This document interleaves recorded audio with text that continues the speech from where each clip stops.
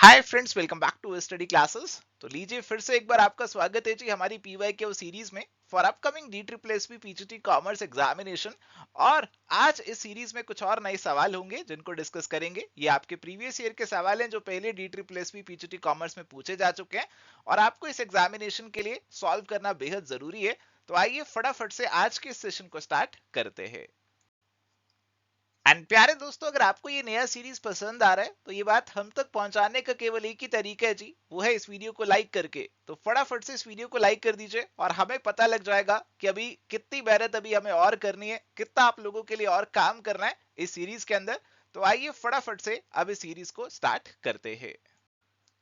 And प्यारे दोस्तों, start करने से पहले आपको बता दें कि अगर आप तैयारी कर रहे हैं जी पीजीटी कॉमर्स एग्जामिनेशंस की, तो अलग अलग पीजीटी कॉमर्स एग्जाम्स के लिए स्टडी क्लासेस के डिफरेंट कोर्सेज है जो कि अवेलेबल हैं हमारी ऐप और वेबसाइट के ऊपर। आप इन सभी कोर्सेज की पूरी डिटेल ले सकते हैं, आप डेमो वगैरह देख सकते हैं, प्रीव्यू करके कोर्सेज को अच्छे से चेकआउट कर सकते हैं हमारी ऐप और वेबसाइट पे।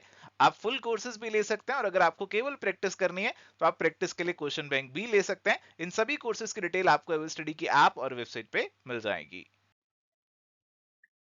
In preparing the statement of affairs, the assets and liabilities are shown on different sides. Capital is the statement of affair आप बना रहे हो तो एक साइड आपके एसेट्स आते हैं, एक साइड लायबिलिटीज आती हैं। और यहाँ पे जो कैपिटल होगा वो बेसिकली बैलेंसिंग फिगर होता है जिसमें आप टोटल एसेट्स में से टोटल लायबिलिटीज को माइनस कर देते हो। और ये चीज हमें यहाँ पे देखने को मिल रही है ऑप्शन नंबर 4 के अंदर। So option 4 is going to be the answer. चलिए सवाल है जी, Mr Shukla started a business and did not maintain the financial books according to double entry system. He introduced fresh capital of rupees 13,000 and withdrew rupees 10,000 for personal use. His assets and liabilities were creditors आपको दे रखे हैं, debtors दे रखे हैं, cash दे रखा है। आपको profit for the year यहाँ पे निकालना है जी। तो देखो जी, इन्होंने प्रॉपर किताबें तो मेंटेन नहीं करी बट इनके ईयर एंड के कुछ बैलेंसेस गिवन है, तो इससे ईयर एंड की एक बैलेंस शीट बन सकती है जिससे ईयर एंड की कैपिटल आपको पता लग जाएगी।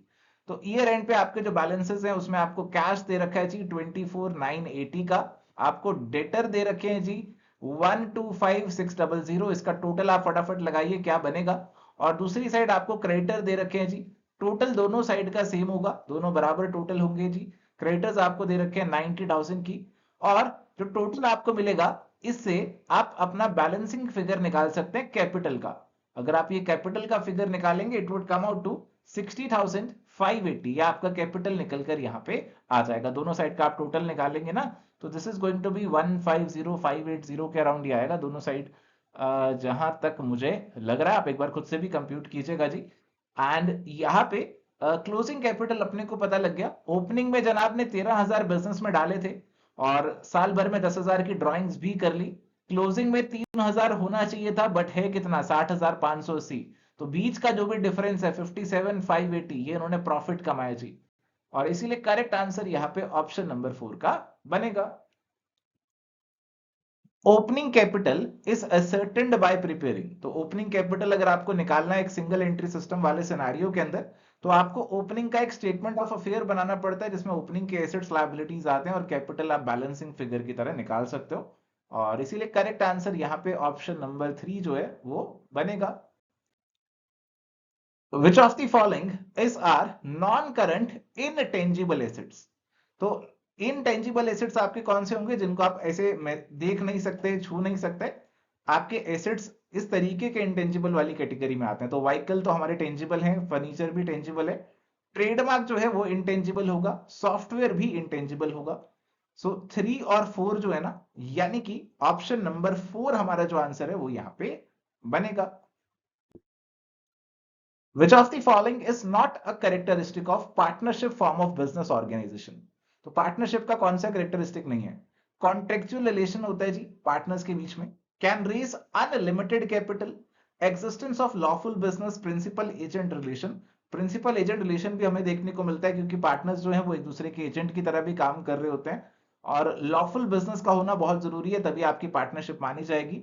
अनलिमिटेड कैपिटल रेज करना इज नॉट अ कैरेक्टरिस्टिक, क्योंकि आप जो है केवल एक लिमिटेड कैपिटल ही रेज कर सकते हो depending on your partners. Company के अंदर आप अनलिमिटेड कैपिटल रेज कर सकते हो, लोगों से शेयर्स जो है वो इशू करके पैसा रेज कर सकते हो, बट पार्टनरशिप में ऐसा अनलिमिटेड कैपिटल होना इज नियर टू इम्पॉसिबल, और इसीलिए करेक्ट आंसर ऑप्शन नंबर 2 यहाँ पे रहेगा। It is the type of accounting which analyze and classify the expenditure as well as the total cost of a particular product. Identify the correct option. तो ऐसी accounting जो यहाँ पे किसी product के एक्सपेंडिचर और कॉस्ट की एनालिसिस कर लेती है। Financial accounting, inflation accounting, cost accounting या फिर मैनेजरियल अकाउंटिंग। देखो एक्सपेंडिचर और कॉस्ट की बात चल रही है, तो ये सारी चीजें कॉस्ट अकाउंटिंग के दायरे में ही आएंगी, और इसीलिए करेक्ट आंसर ऑप्शन नंबर 3 जो है वो यहाँ पे रहेगा। A new organization that replaced GATT with the objective to promote multilateral trade. IMF, WTO, WBO, GTO. तो प्यारे दोस्तों, गैट को बाय बाय किया था WTO ने, वर्ल्ड ट्रेड ऑर्गेनाइजेशन में, जिसकी स्थापना आपकी 1 जनवरी 1995 को हो गई थी, और इसीलिए करेक्ट आंसर यहां पे आपका ऑप्शन नंबर 2 का रहेगा। Which of the following is not one of the characteristics of planning? Planning का इनमें से कौन सा characteristic नहीं है? Planning is the last function among the managerial function. It is a continuous process. It logically precedes all other managerial functions. Managers at all levels are involved in planning. देखो जी, planning last function नहीं है, it is a पहला function, primary function होता है, और इसीलिए जो 1 वाला पॉइंट है ना वही गलत हो जाता है, और यही आंसर यहाँ पे हमारा बनेगा। बाकी सारे पॉइंट्स आपके बिल्कुल सही हैं। Which act from the following is not covered under business ethics? Business ethics में इनमें से कौन सा एक्ट नहीं आएगा? A buys goods and takes the proper bill from the shopkeeper. A gives his 100% to his work. A always pays his income tax on time. A purchases goods from a store but does not take the bill from the shopkeeper to save tax. तो देखो जी, 1, 2, 3 के अंदर तो सब कुछ proper लग रहा है, बट फोर्थ वाले के अंदर गड़बड़ हो गई है कि आपने शॉपकीपर से बिल ही नहीं लिया ताकि आप टैक्स बचा सकें, और ये चीज आपके बिजनेस एथिक्स में तो नहीं आएगी, और इसीलिए ऑप्शन 4 यहाँ पे करेक्ट होगा। Job analysis, job description, job enrichment are some of the most important concepts of directing, controlling, staffing या फिर planning. देखो, जॉब की एनालिसिस करना, जॉब की डिस्क्रिप्शन तैयार करना, जॉब को एनरिच करना, ये सारी चीजें कहीं ना कहीं आपकी ह्यूमन रिसोर्स मैनेजमेंट से जुड़ी हुई हैं, और ये जो ह्यूमन रिसोर्स मैनेजमेंट है ये स्टाफिंग से जुड़ा हुआ है, तो इसीलिए करेक्ट आंसर यहाँ पे हमारे पास ऑप्शन नंबर 3 का बनेगा। Dash is that managerial function that enables manager to get things done through persons both individually and collectively. तो कौन सा मैनेजरियल फंक्शन जो है ये मैनेजर को एनेबल करता है कि वो औरों लोगों से काम करवा सकता है? कोऑर्डिनेटिंग, डायरेक्टिंग, प्लानिंग या फिर कंट्रोलिंग। देखो जी, यहाँ पे जिस फंक्शन की बात हो रही है वो बात हो रही है डायरेक्टिंग की, कि आप डायरेक्शंस देकर और लोगों से काम करा सकते हो। इसमें लीडरशिप वगैरह, मोटिवेशन वगैरह बहुत सारी चीजें आ जाती हैं। Correct answer is going to be option number 2। What does स्वॉट स्टैंड फॉर? स्वॉट की फुल फॉर्म क्या है?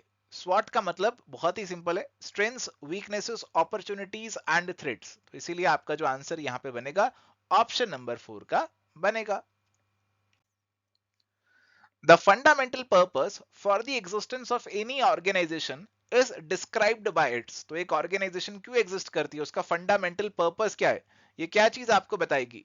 ये आपको प्रोसीजर, पॉलिसी, स्ट्रेटेजी, मिशन किस पे देखने को मिलेगा? ये आपको ऑर्गेनाइजेशन के मिशन में देखने को मिलेगा, और इसीलिए करेक्ट आंसर यहाँ पे आपका ऑप्शन नंबर 4 का बनेगा। What is the motive behind the cash held for meeting unexpected needs of cash cycle? तो प्यारे दोस्तों, यहाँ पे आपसे पूछा जा रहा है जी, आपने कुछ कैश अपने पास रखा हुआ है कुछ अनएक्सपेक्टेड नीड्स को मीट करने के लिए, तो this is basically the cash which you have kept for precautionary motive. As a precaution आपने कुछ कैश रखा हुआ है। ट्रांजैक्शन, प्रिकॉशन, स्पेकुलेटिव या सेविंग? तो क्लियरली आंसर यहां पे बनेगा ऑप्शन नंबर 2, प्रिकॉशनरी मोटिव का। Option 2 would be the correct answer. चलिए सवाल है जी, from the given list which is not indirect tax, इनमें से कौन सा इनडायरेक्ट टैक्स नहीं है? तो आपको पता होगा कि टैक्सेस डायरेक्ट भी हो सकते हैं, इनडायरेक्ट भी हो सकते हैं। इनडायरेक्ट टैक्सेस का जो बर्डन है वो फाइनल कंज्यूमर के ऊपर शिफ्ट कर दिया जाता है जी, और यहाँ पे जो हमारे डायरेक्ट टैक्सेस होते हैं उसमें आपको खुद अपनी जेब से ही पैसे चुकाने पड़ते हैं, जैसे इनकम टैक्स या फिर वेल्थ टैक्स है, जिसने इनकम कमाई उसी को टैक्स पे करना पड़ता है। बट जो आपका जीएसटी या फिर सेल टैक्स है, उन सभी का बर्डन फाइनल कंज्यूमर पे पास ऑन कर दिया जाता है। ऑप्शंस अगर देखें तो GST, excise tax, income tax और वैट आपको दिए हुए हैं, और इनमें से आप क्लियरली जानते हैं कि आपका जो इनकम टैक्स है वो यहाँ पे एक डायरेक्ट टैक्स है, इनडायरेक्ट टैक्स नहीं है, और इसीलिए करेक्ट आंसर ऑप्शन नंबर 3 का बनेगा। प्यारे दोस्तों, ये था जी आज का हमारा discussion D triple S P के प्रीवियस ईयर के सवालों के ऊपर। उम्मीद करते हैं आज का सेशन आपको पसंद आया। अगर आपने वीडियो को लाइक नहीं किया तो फटाफट से लाइक कर दीजिए। मिलते हैं जी नेक्स्ट सेशन में। Thank you, goodbye, take care, all the best.